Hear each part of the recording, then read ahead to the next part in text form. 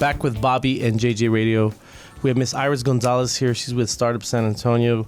I want to say thank you for hanging out with us today in the studio. Well, thank you for having me. So, for everyone that doesn't know, what is Startup San Antonio? So Startup San Antonio That's plural startups. Yes, because we hope to write about more than one. For sure. Because otherwise, it'd be kind of boring. Yeah, it'd be one. It'd just be one company. Exactly. Yeah. So I founded startupsanantonio.com a little over a year ago. Cool. And we provide focused, in-depth coverage of all of the innovative emerging companies in San Antonio. These are companies that are being founded by folks who are experts in robotics, bioscience, cybersecurity, artificial intelligence, you name it. There's a lot going on in San Antonio that maybe people aren't aware of. Sure. And it's my job to write those stories and share that with the world. And how did you get your start in writing? I've always been a writer. So this is my second career. My first career, I was a defense analyst for over 23 years. Oh. And I used to assess technologies, advanced technologies for Homeland Security. So I've always been interested in technology and science. Right. Looking at it, trying to take a analytical view of will this work, will it not work? Just because something works doesn't necessarily mean that it's going to be effective. Sure. Give me an example of that. So 9/11 happened. Okay. And then I spent the next 4 years getting yelled at every day because we were working on a massive experiment for Department of Defense to look for technologies that would help a fixed location like a city or an air base. You can't pick up and run away from a chemical or biological attack. Mm-hmm. So how do you protect a location like that? Right. And if you remember, the anthrax letters came out.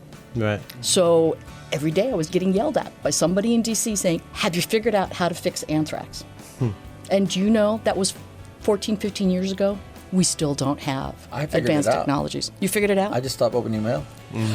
Well, if it's in the mail, there you go. There you go. If it's in the mail. Got it. Nobel Prize. So, and that's why you're in charge of the show. And that's why I'm here.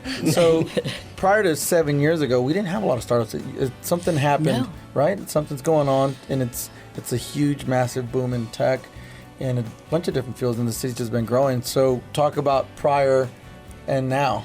So think back, 7 years ago, we didn't have geekdom. We didn't have much of a downtown focus for technology companies. Even 5 years ago, it was still very much of a very new scene. I'm predicting that 5 years from now, people not only across the country, but global are going to be talking about San Antonio as a center of innovation. And that's because we see not only companies downtown that are emerging in tech, in software as a service or SaaS, but you also see talent across the city because we have unique capabilities that no other city in the United States can claim. Things like cybersecurity capabilities, right? We're the number 2 city for cybersecurity. A lot of people are doing cool things. I think we're number 1, but we got hacked. Well, cybersecurity you don't hear. Okay, all right. So now I'm getting it. So you don't hear a lot about the cybersecurity cool stuff because a lot of it is classified. It is. Right. Right. So, like for instance, you have. Yes, I can't talk about it. Well, so the little that I can tell you about, like for instance, Inflow. I wrote about Inflow just a couple of months ago, and they're doing cool and exciting things like predictive analytics. So that you can prevent the bad thing from happening, right? Yes. And if you think about cybersecurity, it's the oops, we got hacked. Now we got to figure out how we got hacked and how we fix it. Her company is more interested in let's try to prevent the hack from happening in the first place or the terrorist event. And you look at components, right? Take them apart. You can trace them back.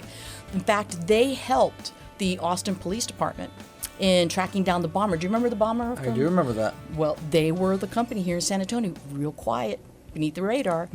They looked at the bomb materials and said, he got the tape materials from here, he got the FedEx materials from here, he got the materials for the bomb here. It's only certain places you can get it. They traced back, went to the store, figured out the videotape, and that's how they found him so quickly. Nice.